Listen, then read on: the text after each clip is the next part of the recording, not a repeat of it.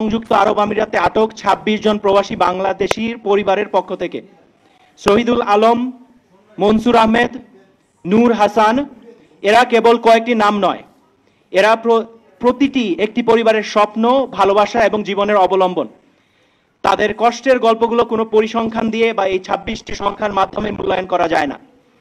গত বছরের জুলাই মাসে বাংলাদেশের গণ আন্দোলনের এই সময় ২৬ জন প্রবাসী সংহতি প্রকাশ করে সংযুক্ত আরব আমিরাতে শান্তিপূর্ণভাবে একটি বিক্ষোভ কর্মসূচিতে অংশগ্রহণ করেন।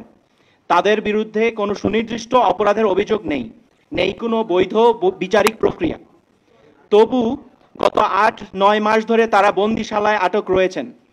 আমরা গভীর উদ্বেগের সাথে জানাচ্ছি, প্রাপ্ত অভিযোগ অনুযায়ী তাদের বিরুদ্ধে এই পদক্ষেপ নেওয়া হয়েছে মূলত বাংলাদেশের দূতাবাস থেকে সংযুক্ত আরব আমিরাতের কর্তৃপক্ষকে সরবরাহকৃত তথ্যের ভিত্তিতে।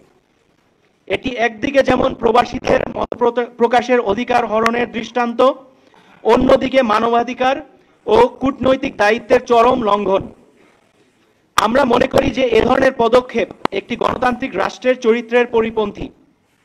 রাষ্ট্রের দূতাবাস যেখানে প্রবাসী নাগরিকদের সহায়তা ও নিরাপত্তার আশ্রয়স্থল থাকার এবং হওয়ার কথা, সেখানে তাদের বিরুদ্ধে নেওয়া সাংবিধানিক ও তাদের বিরুদ্ধে নেওয়া এই অবস্থান আমরা মনে করি যে এটি একটি সাংবিধানিক ও আন্তর্জাতিক আইনের পরিপন্থী।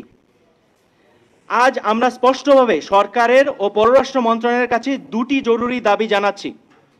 দাবি ১, আটক প্রবাসীদের বিরুদ্ধে আনীত সকল অভিযোগ অবিলম্বে প্রত্যাহার করতে হবে এবং এটি একটি সুসংহত কনসুলার কমিউনিকেশন চ্যানেল স্থাপন করতে হবে অবিলম্বে। দাবি ২, দ্রুত কূটনৈতিক ও আইনি পদক্ষেপ গ্রহণ করে এই ২৬ জন প্রবাসী নাগরিককে মুক্ত করে দেশে ফিরিয়ে আনার দ্রুত ব্যবস্থা গ্রহণ করতে হবে। এই ২৬ জন প্রবাসী বন্দী থাকার ফলে তাদের পরিবার বাংলাদেশের চরম মানবিক সংকটে পড়েছে। পরিবারগুলোর মারাত্মক আর্থিক সমস্যায় ভুগছে, সন্তানেরা পড়াশোনা ও ভবিষ্যৎ নিয়ে অনিশ্চয়তায় পড়েছে এবং পরিবারগুলো প্রতিনিয়ত মানসিক চাপ ও হতাশায় ভুগছে। তাদের একমাত্র অপরাধ ছিল দেশের গণতান্ত্রিক আন্দোলনের প্রতি তাদের ভালোবাসা ও সমর্থন। আজ আমরা বাংলাদেশের প্রতিটি মানুষের কাছ থেকে এই বার্তাটি আমাদের জনগণ এবং রাষ্ট্রীয় কর্তৃপক্ষের কাছে পৌঁছে দিতে চাই।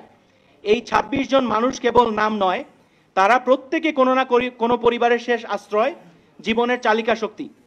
তাদের মুক্তি এখন কেবল সময়ের দাবি নয়, এটি একটি রাষ্ট্রের নৈতিক ও মানবিক দায়িত্ব বলে আমরা মনে করছি। আমরা আজকের এই সংবাদ সম্মেলন থেকে প্রধান উপদেষ্টার দৃষ্টি আকর্ষণ করছি, আপনি দ্রুত ব্যবস্থা নিয়ে এই ২৬ জন প্রবাসী এবং এর বাইরেও আরো যত প্রবাসী রয়েছেন সবাইকে স্বাভাবিক জীবনে ফিরে আসার সুযোগ দিন। আমরা আপনাদের, বাংলাদেশের সমাজের এবং বাংলাদেশের সকল সাংবাদিক সমাজের সহায়তা কামনা করি যেন এই সংকটকে সর্বোচ্চ গুরুত্ব দিয়ে গণমাধ্যমে তুলে ধরা হয় এবং রাষ্ট্র দ্রুত কার্যকর পদক্ষেপ গ্রহণ করে। আমি আপনাদেরকে সবাইকে আবার এখানে আসার জন্য ধন্যবাদ জানাচ্ছি। আমি Tariq Adnan Moon, global coordinator, NCP diaspora alliance. ধন্যবাদ।